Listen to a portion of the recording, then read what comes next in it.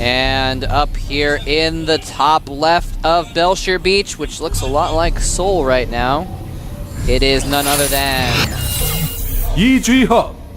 Very true. It's a very snowy day today. Planned for this map. Yeah, I left my house today. It was like snowing. Everything was covered in snow. Yesterday it was pretty clean. I was like, oh, this happened pretty quickly. Down here in the bottom right is our Zerg player. Will he go mutas again? Bumblebee Prime. Will he have his mutas buzzing around the map one more time? It's almost crazy. Stinging probes. It's almost crazy not to go mutas on this map. Now see, Bumblebee's checking for proxies. He's like, why did Huck pick Belshire Beach, man? I don't know. I gotta check this out. But you know, Roach can actually work well on this map as well. You can use Roaches to control the center of the map, control that third base location. Because of the architecture, there's a really easy way to attack with Roaches at the third base, kill the hatch or kill the Nexus, or just attack and then get out if things go badly. He really is checking everywhere with that drone. That's kind of funny. You know, that's another thing that Huck was mentioning. Actually, he said that Bumblebee ends. What? Okay, this is interesting. Forward hatchery. This is the third base location, not the natural for Bumblebee. I wonder if this is. It's possibly there's for Roach aggression. Maybe he's got a closer rally or something. A few different possibilities. Fast Roach aggression. He's taken his gas now, so that's looking like the most likely. It could have been he's going double hatchery or something like that and wanted to take the further one first, and then take the safer one afterwards. But I think we're going to see Roach aggression here. No spawning pool just yet. There it is. Interesting. I do not think this is a mistake. I'm sure it's intentional. No. There's no way it's just like an accident. It's like, oh, I had my drone over here anyway. We'll just make it. Oh, I get it. Huck's going to come in here. This may be part of the plan. Huck's going to freak out when he doesn't see the natural. He's going to be like, uh-oh, there's gas taken here. Will he click on, see how much gas I'm in mind? And the spawning pool is going to be like, wait, he might be like, all right, what's going on? There's a gas in the spawning pool, but there's no hatchery at the natural. Does he think there's like a proxy hatch somewhere? Is that what he's making him think? Or? Well, he's got to be thinking what's going on. You know, he's going to have to go check that third base location. He checks the natural, he sees no hatchery. Right. I mean, but he's not going to overact too much because he sees the pool. Yeah. There's no way he can like have another pool somewhere that's faster. You know, there's no way he can like attack him because he doesn't have a hatchery there. He knows that he just has to base it around the pool, and there might be a hatchery somewhere. I don't know. This is really weird. Actually, I've thought about this some more, and I know that like the idea of like scaring Huck is just like preposterous and crazy, but I was like, maybe that's what he's doing. But actually, against a Forge Fast Expand, can Huck really put pressure on this base very easily? It's the same as attacking a natural. Not really. The reinforcements from the main are a little bit further away. But in this case, Bumblebee will probably hold that natural. Yep. Then he can take his third base much safer, much further away, and also close to his main. So maybe it's similar to how sometimes Zergs take on a map like Calm Before the Storm, they take their natural rather than the backdoor expansion. Even though the backdoor is safer, it means their third base is safer. That's actually a really good point. I think you're right. That might be what he's thinking here. Is like, all right, well, actually, I don't remember if he scouted the Forge first, but you can assume on this map. You can assume on Belshire Beach. Yeah, Huck chose the map. He also checked for proxies just to make sure, so it was pretty safe to do. A Roach Warren does go down now for Bumblebee. And we'll see how many Roaches he makes. He's still on 19 drones. He could be doing a Roach all-in. I think it might be a Roach all-in, because that's the other possibility is that hatchery is there because then the Roaches get to his base faster. Here's the thing, the Zealot will remain alive here. And if he sees us coming, he will have enough time to react. The hatchery is closer, yes. But if he checks the hatchery and sees no drones there, well, he's going to lose this Zealot, unfortunately. Oh no, this is a scary moment for Huck, guys. He has no way of knowing what his fate will be here. And he only has the one cannon right now, I believe. Yeah, only one cannon. Has not started anymore. The Overlord remains alive here. It's going to grant vision. He's saved up, but he's going to make Roaches. The Overlords pop, the Roach Warren pops. He has enough money for 8 Roaches, with more to follow soon. Zerglings to follow, actually. He is going for a big all-in attack, and the Roaches are being largely produced at the close hatchery. Huck adding another gateway flower here, but I have to say, you know, I just did not expect this from Bumblebee after his opponent chose the map, and I think Huck tried to bait out that strategy, like you were saying earlier, and Huck is going to die here, guys. He cannot hold this. He is going to die to this. He has 3 units and 1 cannon. Our 2 EG players likely to be eliminated here as Huck will fall. The Stalker taking a lot of hits. The Roaches coming in. The Gateway about to produce another Zealot, but that's not even going to be close enough. He desperately adds cannons. His Warp Gate research isn't even done. Probes being pulled off the line here. There are too many Roaches.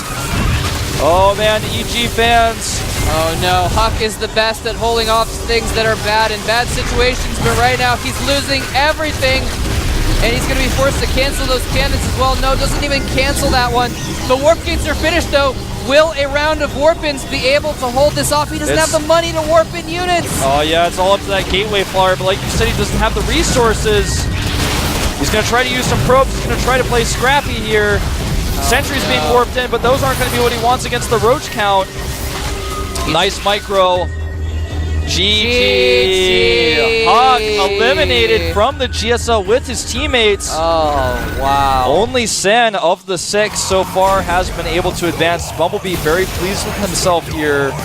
Gerard looking happy as well. And, you know, it's hard to read that type of strategy. We've seen players like Lucira do this on Crossfire. You do the fast roach push from the hatchery. Usually you don't do it against Protoss, you do it against Terran. And that type of strategy could work against Protoss. I think Huck just misread it, and it's hard to read. If you make the extra cannons and then... We sat here for like 4 or 5 minutes trying to figure out what the hatchery place forwards was for. Huck had about 30 seconds, 45 seconds to try and figure out what the hatchery being there meant and respond to it. And I mean, you just can't figure it out that fast when you don't have any more information. You make the extra cannons, then you die, or you don't die, but you get behind if your opponent just goes for a lot of bases, gets to third base. You can see that, obviously, Avenge versus Bumblebee Prime is going to be our next match. And also the other thing, he had that Zealot out to scout. The Zealot died, and like, the moment the Zealot died, the Roach Warren finished. So like, he just, for the brief window where Huck had no information, was the window that he initiated that attack. So beautifully played by Bumblebee, gotta hand it to him. Unfortunately, Huck has been eliminated altogether. Tried to play a little bit too risky there. When you scout the forward hatchery, I think the best choice is to make the cannons just to be safe. Nothing else that can be said there. Yeah, that's too bad. He didn't have a sentry there. He didn't have the second cannon. So just I mean, 8 roaches and over a dozen lings. There's nothing you can do about that when you don't have anything up yet. Well, the age of the EG foreigners has ended. They're gone. For the moment. They're completely out. They will return, but for now, they're completely out. Both EG foreigners have fallen. Sen was able to make it through. Yeah. It wasn't easy for him. He barely pushed through with really good decision-making in the final game. And we'll see that we've got, I believe in 2 weeks from time, we'll have Maro, Maxed, and Shigua all playing, and that's our last 3 foreigners, and we'll see how they fare. And we're going to take a look at some of today's results, of course, so you guys can see what happened on the other stream, as well as, of course, just a recap of what we've seen today so far. Yeah. Well, I thought it was going to pop up. It's like... No, it didn't quite work. Maybe we both do it. No, just kidding. Yeah, we're going to take a look at that in a minute, but yeah, definitely disappointing for our foreign fans that we had 2 out of 3 foreigners go down today. Here are the results.